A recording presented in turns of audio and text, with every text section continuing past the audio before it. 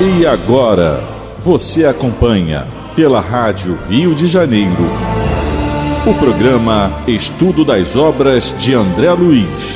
Vamos refletir sobre o livro Mecanismos da Mediunidade. Produção e apresentação, Deusa Nogueira.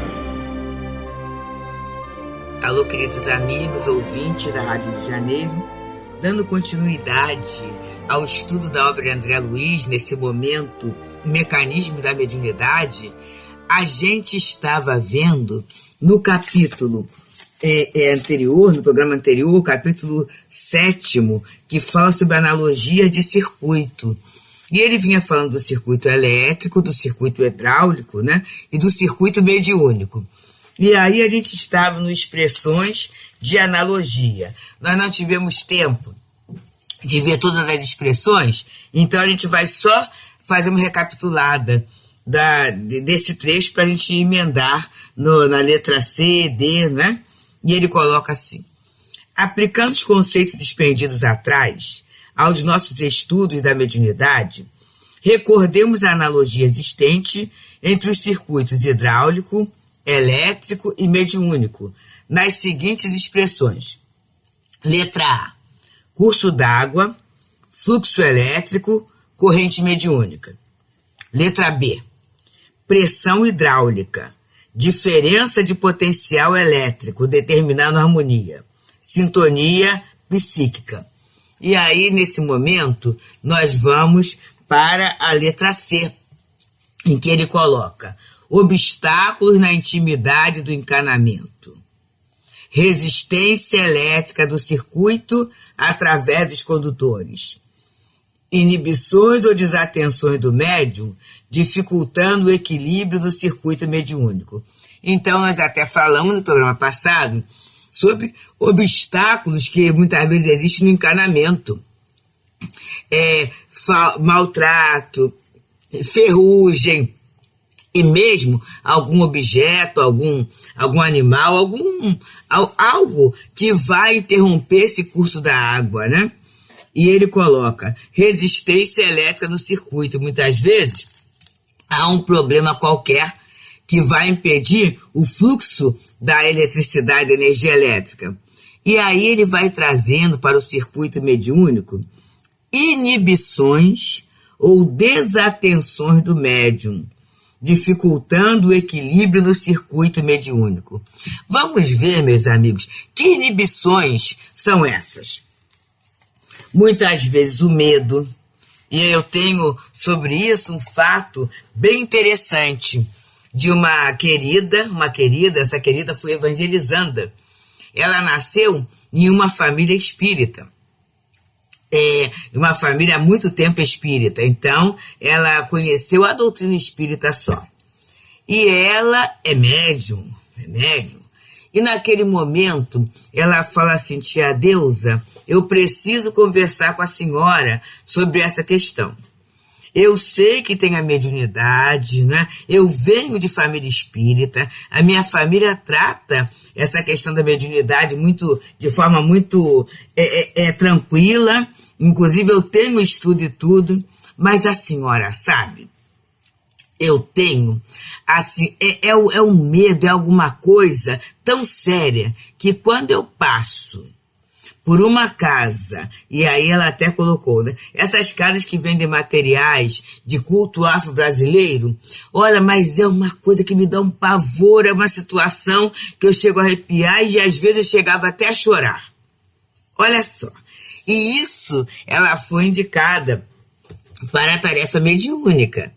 E nós temos no Leon Denis um determinado trabalho assim de acolhimento, em que aquele médium, ele vai ficando, ele vai assistindo. Na verdade, não é bem assistir a aula, né? Ele vai se aclimatando com a ambiência espiritual daquele dia. E a gente está falando do trabalho privativo, que é o trabalho do atendimento espiritual.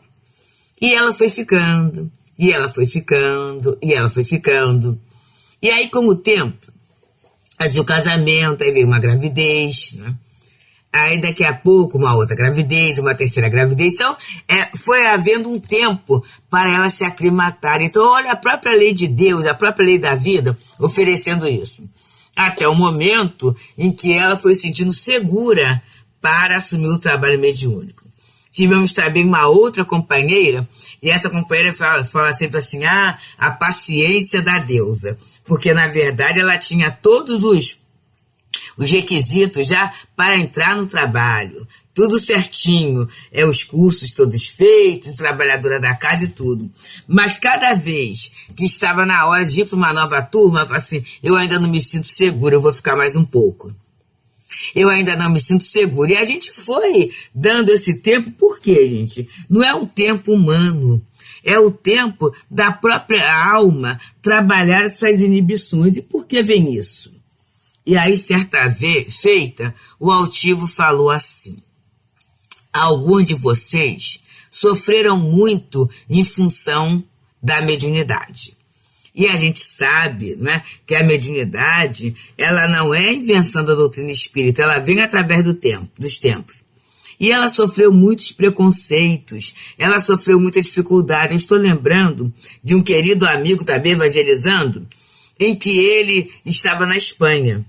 E na Espanha, gente, a visão do espiritismo era uma visão assim de bruxaria, vamos dizer assim, né? Desses expedientes assim da Buenadita, tudo isso. Então tem canal espírita, assim, mas tia, quando a gente ligava eram só essas questões.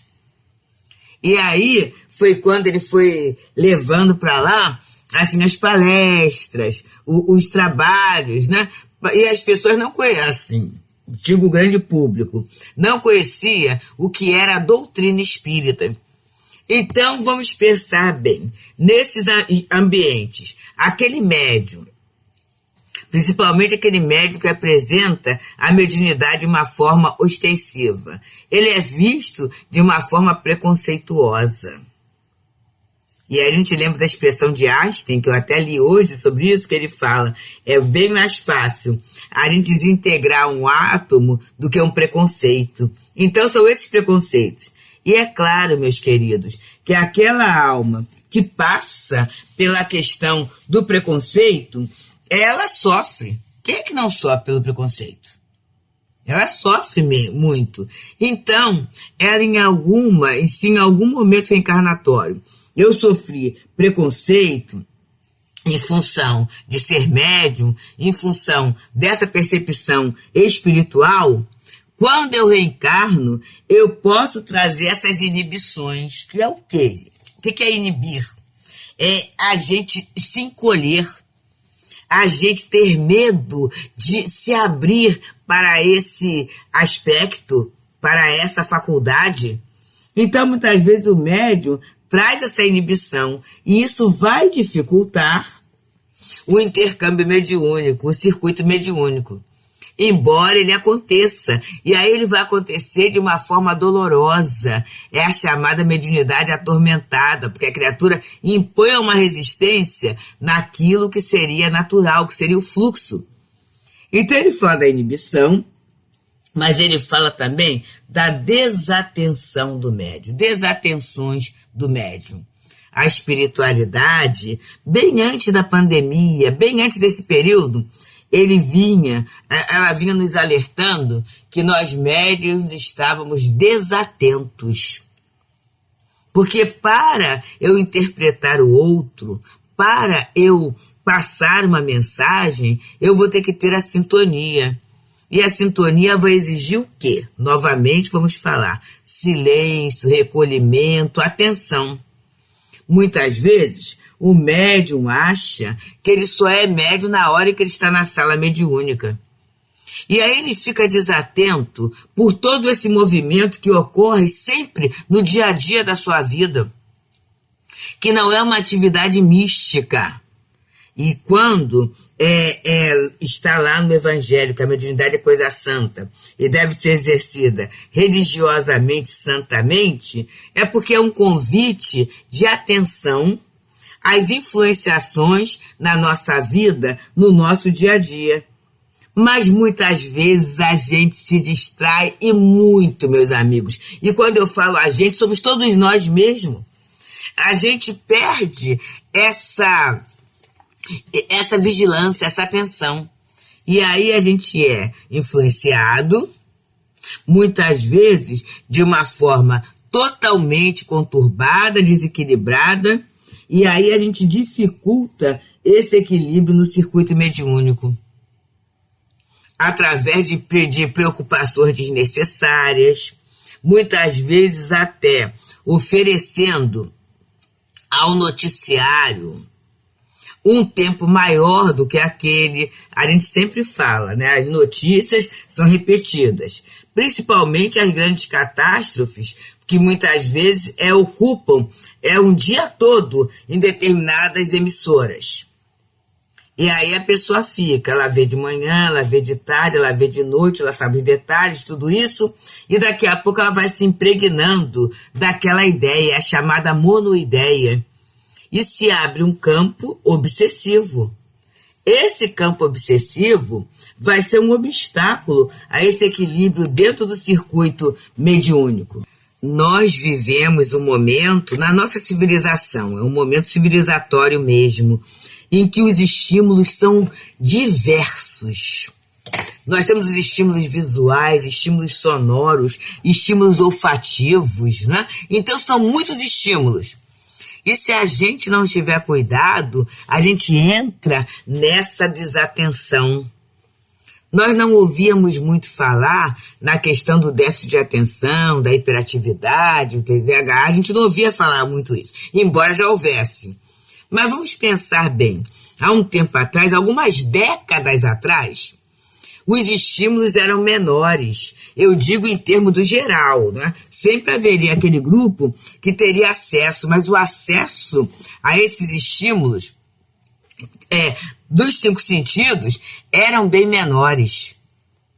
E aí a gente conseguia concentrar mais numa leitura, não havia essa profundidade, essa profusão de estímulos visuais. Então, lembra que as pessoas ouviam rádio, eu estou lembrando agora de uma criancinha escutando histórias do tio Janjão, no tempo em que os bichos falavam. E aí aquelas histórias a gente ouvia com muita atenção, observa, e guardávamos. Isto, na verdade, é um grande treino para a concentração. Hoje em dia, pela facilidade, pela profusão de ofertas, através de um toque, a gente passa de um assunto para outro. Então, isso vai criando uma dispersão mental. Essa dispersão mental, ela com certeza, né, vai atrapalhar o equilíbrio no circuito mediúnico. Por quê? Porque a gente vai passando de um assunto para outro sem pensar. Sem pensar. E muitas vezes até a pressa é tão grande que a gente até perde o tempo de análise daquilo que nós recebemos. E isso tudo é o senso crítico, muitas vezes, sendo embotado por essa velocidade. Bem, amigos, estamos na Rádio Rio de Janeiro, nesse momento que é o espaço para o estudo das obras de André Luiz. Estamos estudando a obra Mecanismos da Mediunidade, no seu capítulo 7º, que fala sobre analogias de circuitos. E estamos no item em que ele diz sobre essa expressor de analogia. E agora vamos entrar na letra D, em que ele fala assim: para que o curso d'água apresente pressão hidráulica uniforme, superando a resistência do atrito, é necessário o concurso da bomba ou a solução do problema de nível. Para que a corrente elétrica se mantenha com intensidade invariável, equacionando os impositivos da resistência elétrica, é imprescindível que o gerador assegure a diferença de potencial, nutrindo-se o movimento de elevada carga de elétrons conforme as aplicações de força.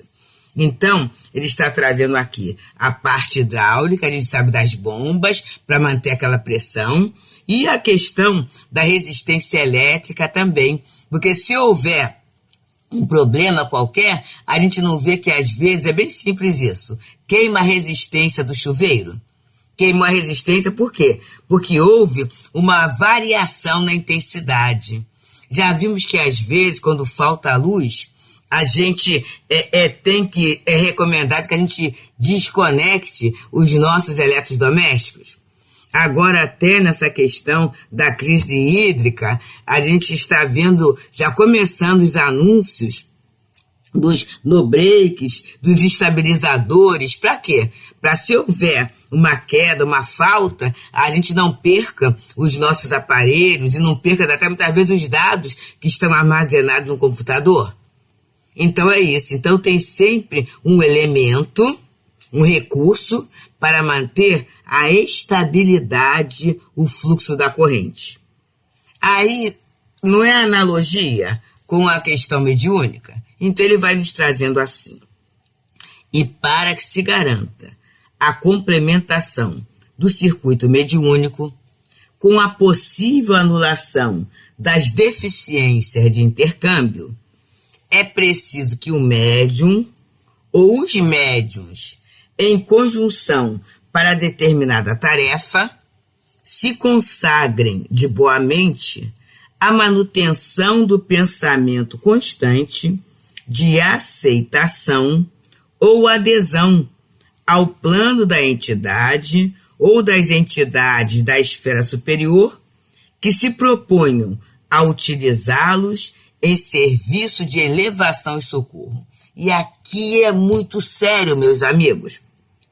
Observa, é necessário que o médium ou os médiuns que estão em conjugação para determinada tarefa se consagre de boa mente. O que é isso? De boa vontade. A manutenção do pensamento constante de aceitação ou adesão ao plano da entidade ou das entidades da esfera superior que se propõem a utilizá-los em serviço de elevação e socorro. Então vamos lá. Eu sou médium, passista, na instituição X. Essa instituição X tem a coluna de espíritos superiores que dirigem a instituição. E esses espíritos colocam o protocolo para o exercício daquela atividade. Frequência, né? Pontualidade, os cuidados morais que eu preciso ter.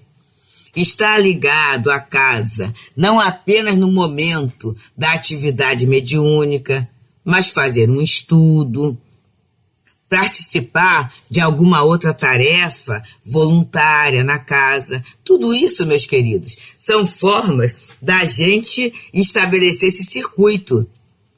Mas ele fala aqui de boa mente, de boa vontade, de aceitação. E essa aceitação é essa adesão a esse plano de trabalho. Não adianta eu entrar numa casa, fazer parte daquele corpo mediúnico e eu não aceito nada, eu quero mudar tudo, eu quero fazer do meu jeito, eu acho que a exigência é descabida, ou eu não quero aceitar isso. Então o que eu posso fazer? Vamos ver? Ou eu fico em outra tarefa, ou então eu vou procurar uma casa que tenha os protocolos de acordo com aquilo que eu acho que é melhor, que eu aceito que é melhor. Não, gente, ser esse obstáculo, esse elemento de perturbação, porque aí eu posso ser muitas vezes aquela sujeirinha, eu vou ajudando a enferrujar, porque às vezes eu não aceito e eu vou fazendo grupinhos, e naquele grupinho eu vou fazendo assim conspirações, vamos dizer assim, contra aquilo que está acontecendo. Então eu vou criando ferrugem. Outras vezes eu sou o obstáculo mesmo, né, para que o curso ocorra livremente. Então, e esse obstáculo é em função das minhas ideias e em função dos espíritos que eu começo a atrair e que vão atrapalhando aquela engrenagem. Então, existe um planejamento para a tarefa. Eu vou aderir? Sim. Se eu vou aderir, está muito bom. Eu estarei dentro do protocolo, dentro do planejamento, dentro da beleza que é o trabalho mediúnico orientado por Jesus. Se eu estiver fora, vai ser difícil. E vamos pensar que o serviço é de elevação, a tarefa é de socorro. E eu fico pensando agora, naquele momento, no instrumentador cirúrgico. Está no campo cirúrgico. E ele daqui a pouco ele começa a achar, não, agora não é o bisturi não. Agora é hora da sutura. E ele começa a tumultuar aquele ambiente. O socorro vai ser prestado com eficiência? Não. Assim somos nós, queridos. Somos instrumentos.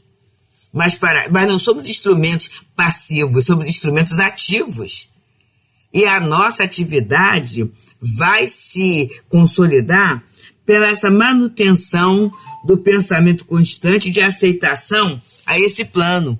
É por isso que a gente tem nas casas espíritas assim, as orientações, as mensagens, como é que aquele trabalho começou, quase sempre trazido por aqueles companheiros mais antigos. A tarefa começou dessa forma, era assim que as coisas ocorriam, e a gente vai se inteirando, vai se enquadrando. A gente tem, inclusive no CELD, nós temos até uma série de livrinhos que a gente fala com carinho, né? Instruções dos Espíritos, em que houve um momento em que haviam reuniões, entrevistas com os diretores espirituais da casa. E alguém, intuitivamente, gravou. E alguém escreveram. E a partir daí a gente achou que seria interessante a gente ter em livro. Por quê? Para as gerações futuras que não tiverem esse contato, saber do pensamento desses amigos espirituais que dirigem a casa. E é claro que com o tempo tem algumas adequações, mas adequação é uma coisa, desvio é outra. Adequação é quando a gente coloca o nosso no-break, a gente coloca a bomba d'água para funcionar, para manter a constância. O desvio é aquela hora em que eu acho que porque determinados médiuns desencarnaram, quase sempre os médiuns fundadores da casa, a gente acha de fazer o trabalho do nosso jeito. Aí é algo muito sério. E continua André Luiz encerrando esse item, expressões de analogia. Ele diz assim: tanto quanto lhe seja possível, devem os médiuns alimentar esse pensamento ou recurso condutor, sempre mais enriquecido dos valores de tempo e condição, sentimento e cultura, como o autoentendimento da obra de benevolência ou educação a realizar. Então, muitas vezes, eu estou numa tarefa, mas eu não tenho a noção do valor da tarefa, do atendimento que a tarefa presta, até do meu posicionamento dentro da tarefa, dos espíritos que estão envolvidos dentro da mesma, eu não tenho noção. As coisas vão acontecendo de uma forma muito automática. E eu fico assim, quase exercendo a tarefa, porque eu ouvi dizer. E ele coloca, esse pensamento, quer dizer, o pensamento de aceitação ou de adesão ao plano dessas entidades que dirigem, sempre deve ser enriquecido com os valores de tempo e condição. Então, para ser médium, eu tenho que ter tempo. Eu tenho que abrir na minha agenda o espaço para aquele exercício, para aquela dedicação. A condição, eu vou ter que ter condições. Condição de saúde física, condição de saúde mental, condição de saúde afetiva. Eu preciso ter sentimento e cultura. Como é que eu aceito? É de boa mente? É com boa vontade? E cultura? É o estudo mesmo. O estudo da tarefa, eu prestar atenção, o estudo de mim mesma, prestar atenção nos abençoados movimentos de avaliação. Quanta riqueza é a avaliação de um trabalho. Como aceitar com humildade a avaliação e trabalhar com humildade se eu sou convidada a avaliar a tarefa, avaliar o conjunto, às vezes até avaliar o meu irmão com muito carinho, com muita humildade, né? Com muita simpatia. Porque isso vai ser, como ele diz aqui, o autoentendimento da obra de benemerência ou educação que nós somos convidados a realizar. Pensemos nisso, meus amigos. Muita paz. A Rádio Rio de Janeiro apresentou o programa Estudo das Obras de André Luiz. Produção e apresentação, Deusa Nogueira.